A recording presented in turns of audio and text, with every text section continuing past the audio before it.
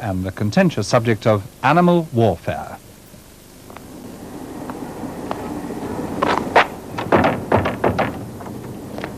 Hello 1, this is 3, your location now, over.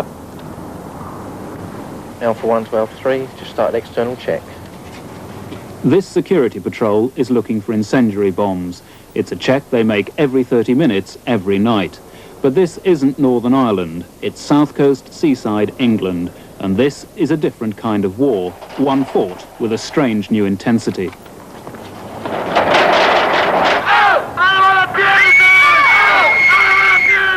These people are marching against their own species, other human beings.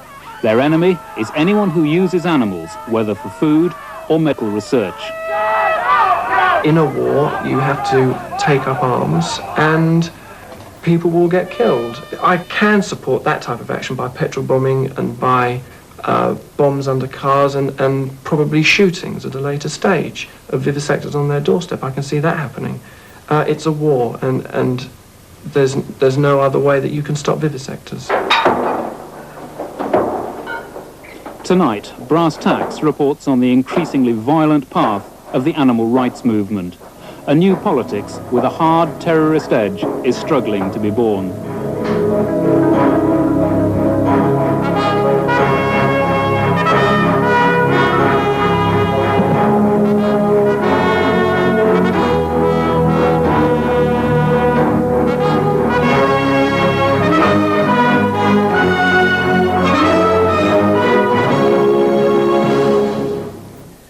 Tonight's Brass Tacks has been in the news even before it's transmitted.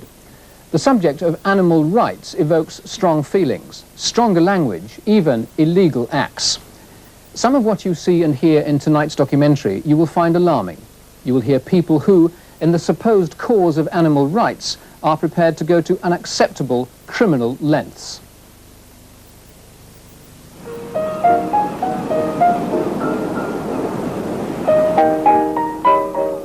Brighton, the seaside resort, looks peaceful, rather genteel, the kind of town where the English love of animals has become more or less unavoidable.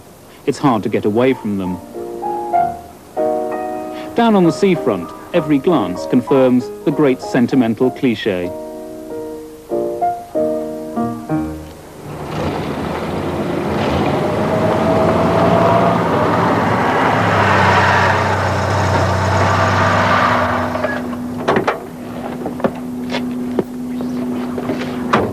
But at night, Brighton is suddenly beginning to look like a city under siege.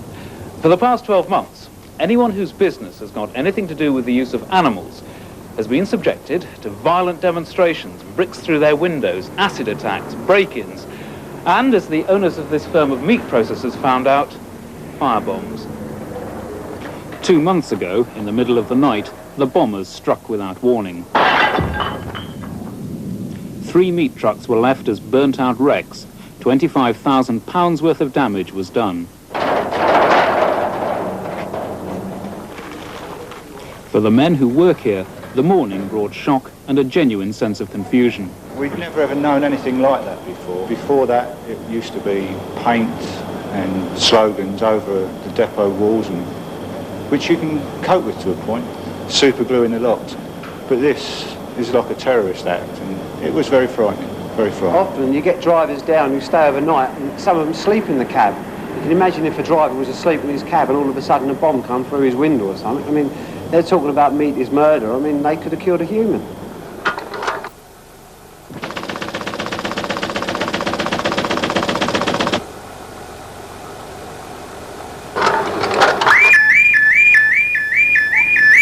Five miles outside Brighton, this farm is putting its brand new computerized security system to the test.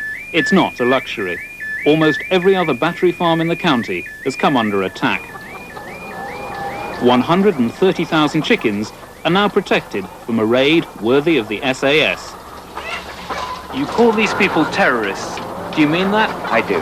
They can really have no other definition would fit the type of activity that they're doing, including explosive devices, intimidation on people, even threats to kill people. These people are seriously intent on damaging both us our livestock and our property.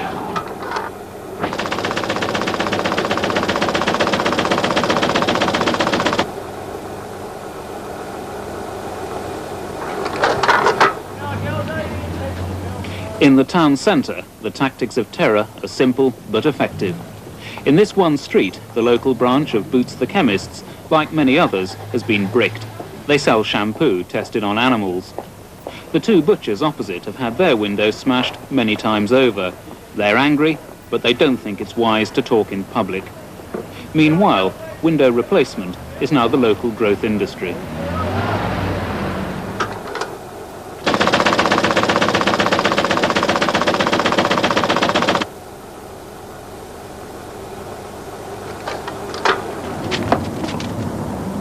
There is a war going on in Brighton, and the more you look, the nastier it gets. In January, in a commuter village just outside town, it got very nasty indeed. The man who lives here had been sent a wreath. He'd been sent live rounds of ammunition. He's used to that. He imports monkeys for vivisection. But he hadn't expected what happened when a policeman stopped his daughter as she left for school. He came back into the house with her and said, I'm afraid we've had a report of a bomb in the area, and I've just looked under your car, and there is an object underneath the petrol tank, and I think we're going to have to evacuate the house, which we did. Were you frightened? Personally, no, but I know that my children were frightened, yes. What effect has the bomb had on your children? Well, I think mainly that it's affected mainly my youngest daughter. We find it very difficult to get her to leave us and go up to her room. She constantly questions her mother as to what time she will be going to bed. And no matter what time of the night she does go up to her room, she's still awake, waiting for us to go up to the bedroom at night. I believe it scarred her, and I think it will take a long time for the effect to wear off, if it does.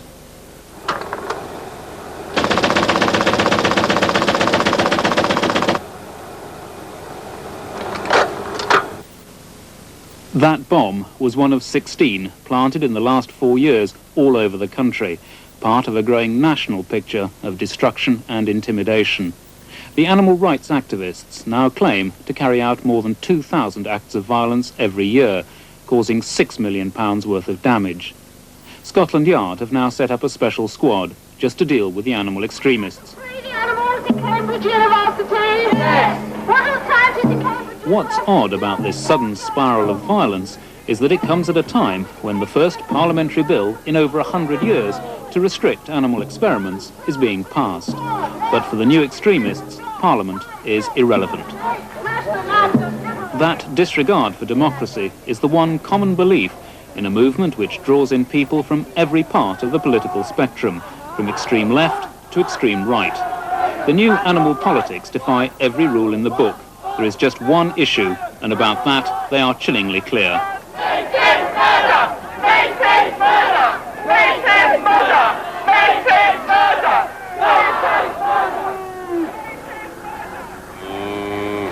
What's really frightening for the people under attack from the animal liberationists is not just that they're in the line of fire. It's that they've very little idea why they're in the line of fire. After all, bombs and bricks have got very little obvious connection with animal welfare. Well, forget that word welfare. What the new breed of activist is trying to enforce is something called animal rights, and that's very different. What it means is that every species of living creature has a parallel set of rights, the same as you and I, as human beings, including the right to life.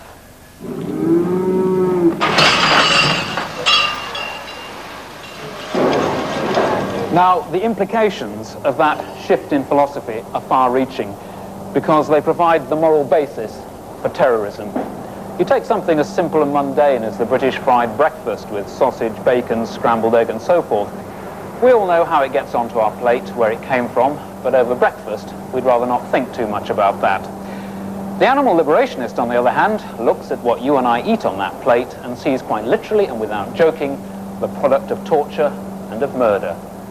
And although the comparison may be very offensive to many, the liberationist will look at a place like this, a slaughterhouse, and make a direct comparison with Belsen and Auschwitz, which leaves the 98% of us who continue to eat meat as well as all the people who work in this multi-million-pound industry, way beyond the liberationists' moral pale. But then, like most terrorists, the animal liberationists believe that they observe a higher morality, and one that entitles them to break the law.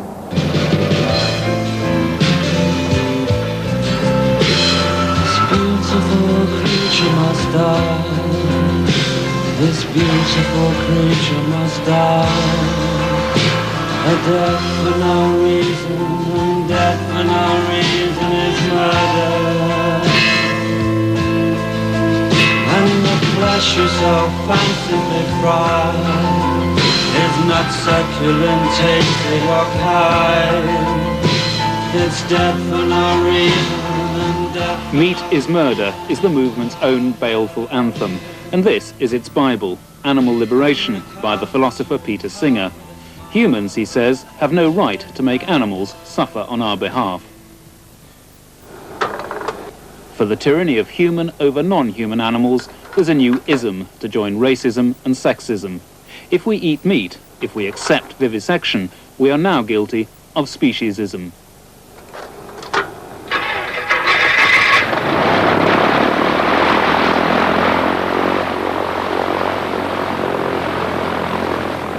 Three years ago, Tim Daly had never even heard the word. He was busy pursuing a promising career as a commercial pilot. He'd just got his license. And then one night, he saw a TV program on vivisection. That 40 minutes changed the rest of my life, because now everything has changed around. The flying, unfortunately, has gone. I don't have the time. I certainly don't have the money to do it now. Everything goes into fighting for animals. It is a fight that has taken Tim Daly from the life of respectable, middle-class, conservative voting suburbia into the murky world of terrorism. He is now one of the leading activists of the movement, joining a new breed of utterly committed breakers of the law. Daly has taken part in raids, but he's also a planner, part of the movement's leadership. Twice his home has been raided by the police. He's been under surveillance. He believes his phone is tapped. You're a Daily Telegraph reader. You come from a good middle-class home. You've been a conservative voter. It must feel very odd to be under police surveillance. Yes, it is. My parents, I think, also find it rather sad, because they have been very law-abiding parents and have always taught me to respect the law and never to break the law. And I really, up until I got involved with animal rights, I never had broken the law. I would never consider some of the things that the animal rights movement now get involved in. So why have you crossed this threshold? Because it might sound corny, but I don't believe I am actually breaking the moral law. It's purely a legal law, which I'm sure that in years to come, people will realise that what we are doing now was right. You have to break the law to change the law. But the law is voted on by the people. That's democracy. Yes, it is, but there are laws, like years ago with the slavery, for instance. It wasn't until direct action was taken against slavery. I mean, I'll give you another instance. There are the German laws, for instance, in the Second World War. Germany has certain laws, etc., and people needed to break those laws to get the Jews out of the concentration camps or whatever. Yes, people do vote for laws, but laws have to be changed. Are you making a serious comparison between animals in cages and Jews in concentration camps? Oh yes, I can't really see any difference at all. A lot of people find that pretty offensive. Well, I think it's very sad, and I think they're very misguided if they do find it offensive, but I can find no difference at all between monkeys, for instance, being tortured in laboratories, and a Jew in Dachau or Auschwitz being tortured in the Second World War. I can't see any difference at all. One's a human and one's a monkey. But apart from that, they both feel the same amount of pain, and they both shouldn't be there, exploited by a supposedly more powerful being. What the new activists like Tim Daly live for is direct action, and direct action means the ALF, the Animal Liberation Front. From a hard core of half a dozen activists 10 years ago when it started, The ALF now claims some 1,300 members, loosely organised in small cells.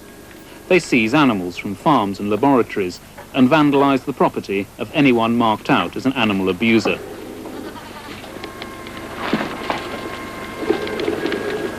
Their most damaging effort so far has been the Mars bar rat poison hoax 18 months ago.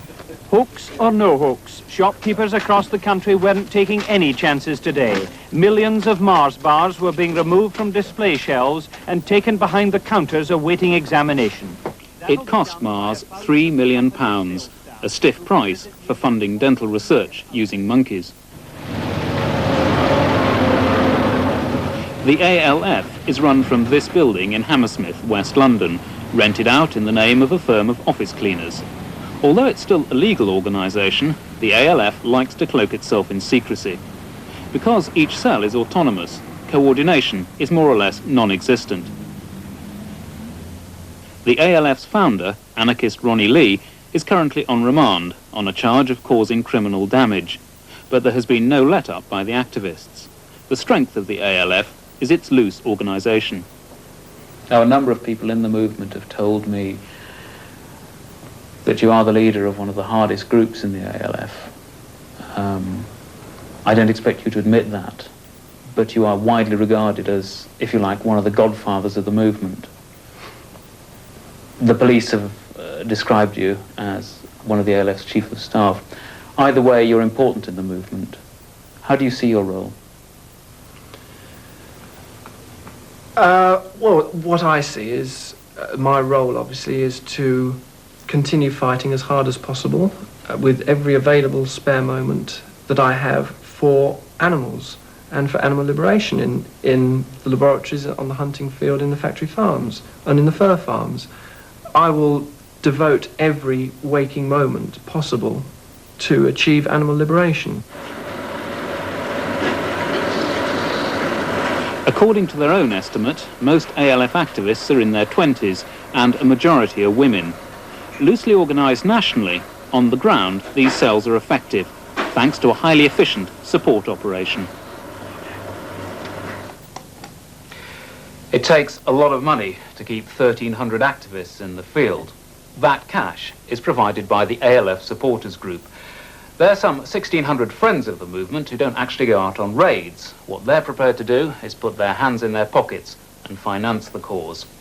And this magazine is provided for them by the ALF.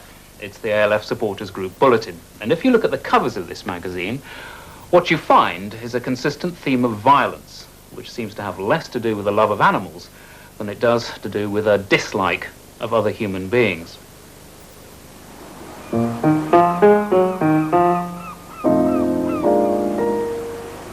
So who are the ALF supporters who subscribe to that magazine and finance the movement?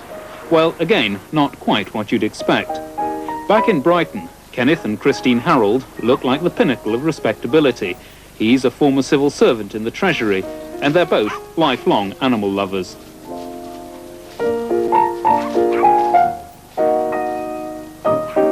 The Harolds live in comfortable retirement, their home reflecting their overriding interest.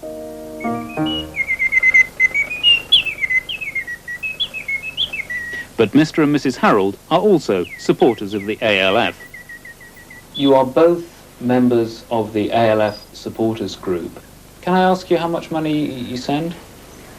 Well, not a lot actually. It's about £120 a year, I think, and perhaps some extras in between. I think a lot of people, like ourselves, see no hope otherwise. I mean, anyone, if they look at it intelligently, must admit there's no hope. There's no hope for laboratory animals unless something drives some government to changing its mind, because the government is so absolutely set on vivisection. They use our money to for laboratories and things like that, for vivisectors to perform all these terrible... I mean, vivisectors, in my view, are absolute evil sadists, because the fact is the vast majority of them are in it for their own interests and the money they get for it. You only have to see the appalling things they invent to torture animals with.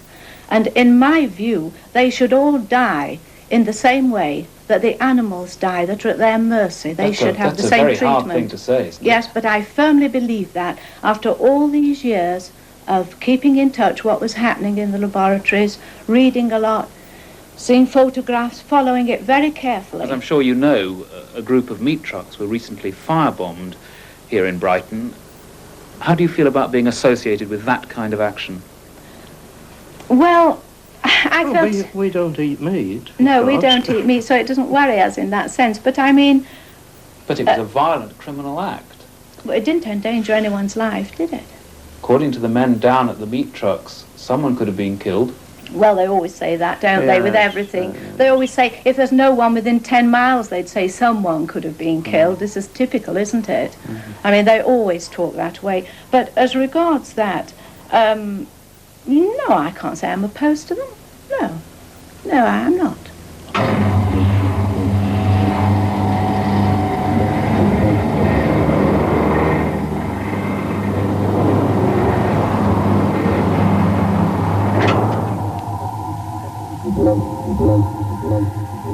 One aim of the animal rights extremists has been to turn every vivisection laboratory into a fortress. It looks like they've succeeded. This new complex in northwest England has spent some £500,000 turning itself into a high-tech Colditz.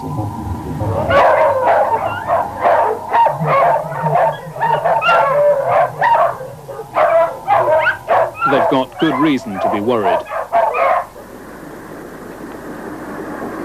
In the last 3 years, the activists have developed new tactics, mass invasions in broad daylight.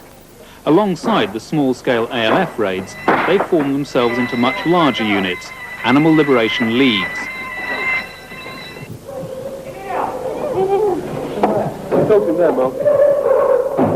Activists by the hundred have stormed some of the country's largest establishments to produce pictures of vivisection and, as they see it, rescue animals. In 1984, the leagues launched a major campaign. 130 activists broke into Wickham laboratories in Hampshire. 180 broke into ICI in Cheshire. And in the same year, an army of more than 300 stormed the Unilever plant in Bedfordshire. In each case, some of the activists have been caught and jailed for up to 3 years. It doesn't seem to have stopped them. This is the Central Animal Liberation League, based in the Midlands, and practicing surveillance techniques in the Warwickshire countryside. They've got an efficient video unit to monitor their target, and £2,500 worth of walkie-talkie equipment. C4, you came over C5 then. Can you repeat your message, please? Over. Sorry, C1. Yes, I've got a vehicle just come through. It must be heading... you must be inside of it now. Bedford panel type van. If it all looks rather cranky, the intentions are entirely serious. In everyday life, these are conventional people with ordinary jobs. An accountant, an electrician, and their full-time frontman, Tim Phillips, is a former bank clerk. What we take on is very major targets. We intend to take on targets, say vivisection laboratories, which will get a lot of publicity, that are very significant. And as a result, they're often much more complex targets. There's complicated alarm systems and so on. But what gives you the right to break the law? Well, there's a law, and there's also a higher moral law. Within these laboratories, animals are being tortured and dying. They have absolutely no say. Their only hope is organisations such as ourselves. And we consider it completely morally wrong to torture these animals. Arrogant or not, it's the fact.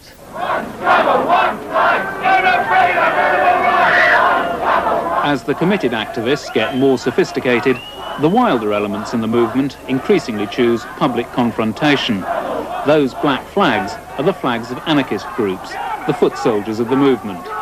Their language and their tactics are not always understood by animal lovers of a different generation. Give us a rally, let's support them! It's a peaceful demonstration! You won't be helping the animals! You're not helping yourselves! Come on!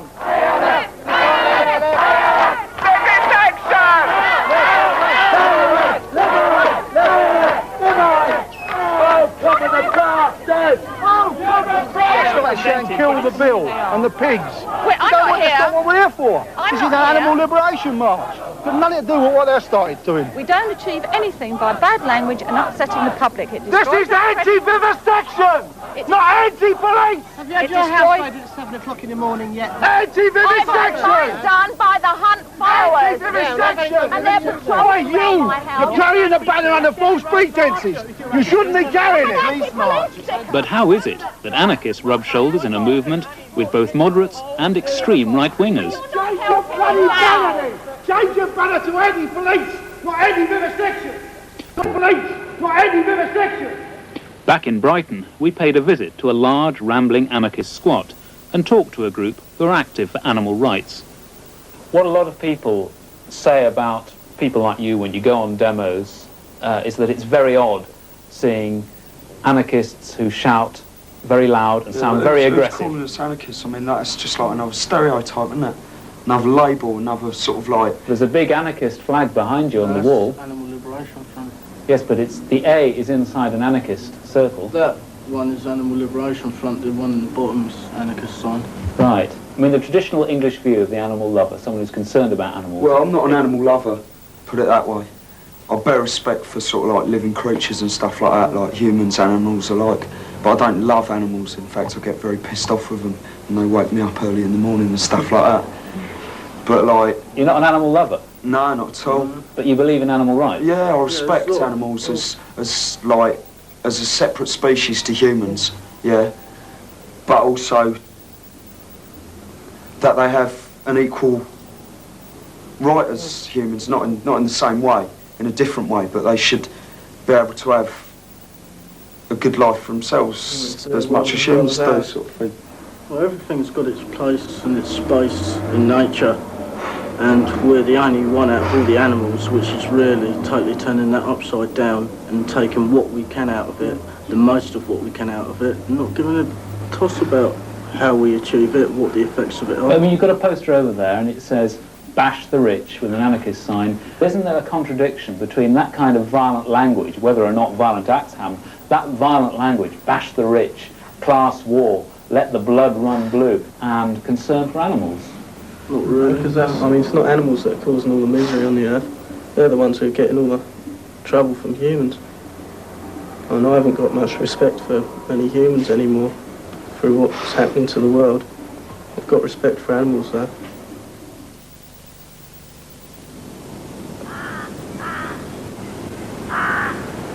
It's ironic that humankind often behaves worse than animals, doubly ironic when it's in the name of animals. And violence, once adopted, has its own momentum. What seemed fairly shocking just a few short years ago nowadays seems really quite moderate.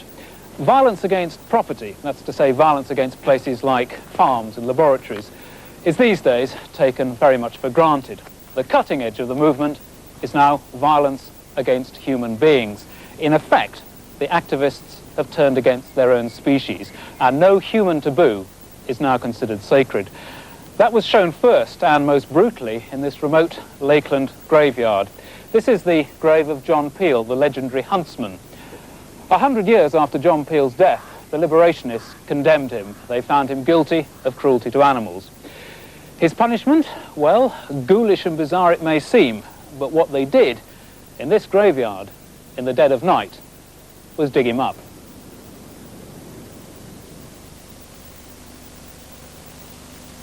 This bunch of hooded activists call themselves the Hunt Retribution Squad.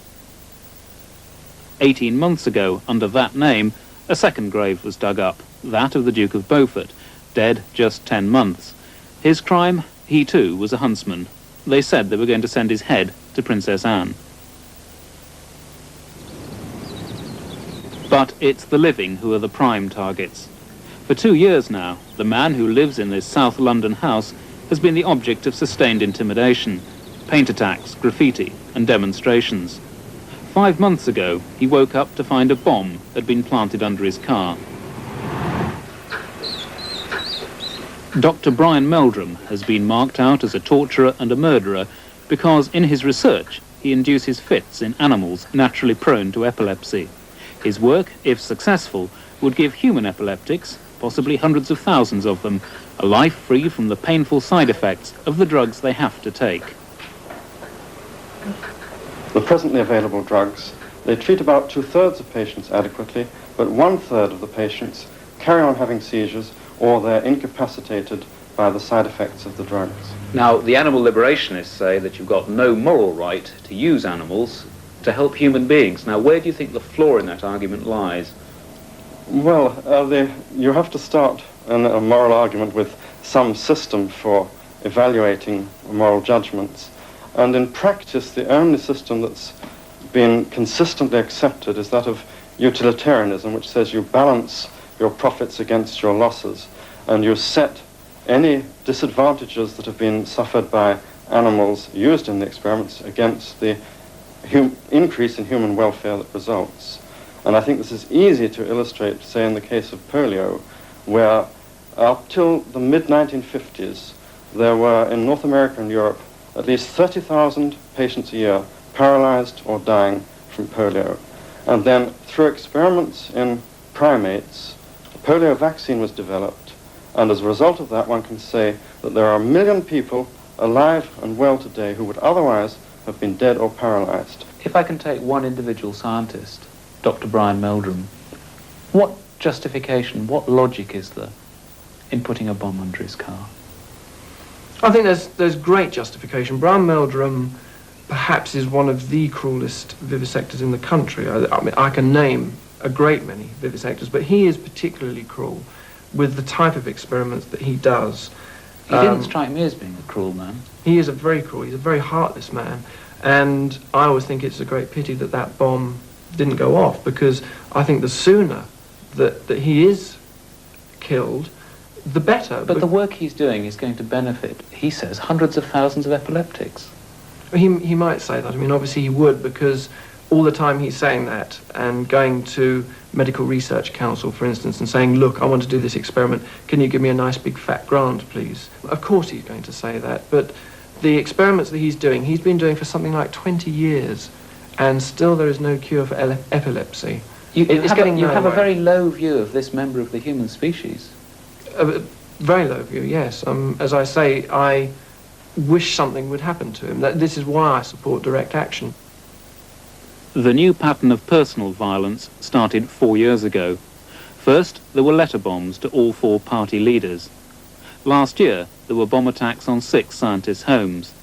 In January of this year, 4 car bombs were planted. In April, the most sophisticated device so far was found under the car of a vet working in cancer research. This time, there was no warning. None of the bombers has been caught.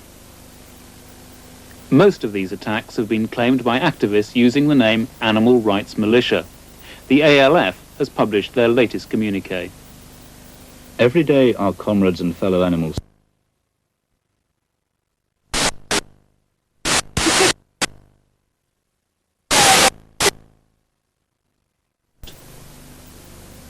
Most of these attacks have been claimed by activists using the name Animal Rights Militia. The ALF has published their latest communique. Every day our comrades and fellow animals stay behind bars, their torment will be avenged, even if this means some of the filth will lose their lives. Animal rights has given way to the politics of revolution. Animal liberation must be part of a wide spectrum of revolutionary change. The British democracy is based on more blood, terror and exploitation than any other country in history. At this end of the movement, labels mean very little. We understand that the ARM are simply ALF activists who've decided to go that much further.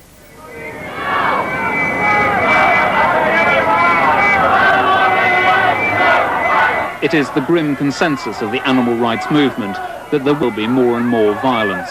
Demonstrations didn't work, they say. Violence against property didn't work. People are the only target left. I think the day of the demonstration is almost dead. There is no point in marching 5 miles through streets where very few people give a damn about what you're marching for.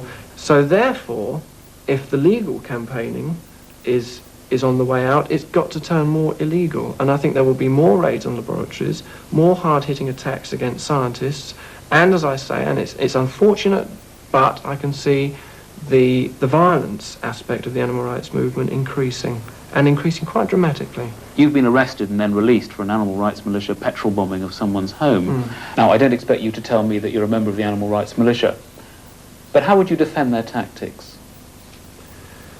By saying, as I have said before, that in a war you have to take up arms and people will get killed, and I would totally defend their tactics. I will say to you, though, and I can look you straight in the eye and say I'm nothing to do with the animal rights militia. The fact, though, that I support them, I think is neither here nor there. I do support them.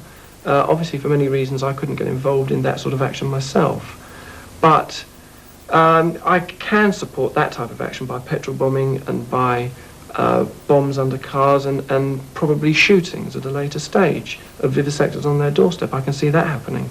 It's a war, and there's no other way that you can stop vivisectors.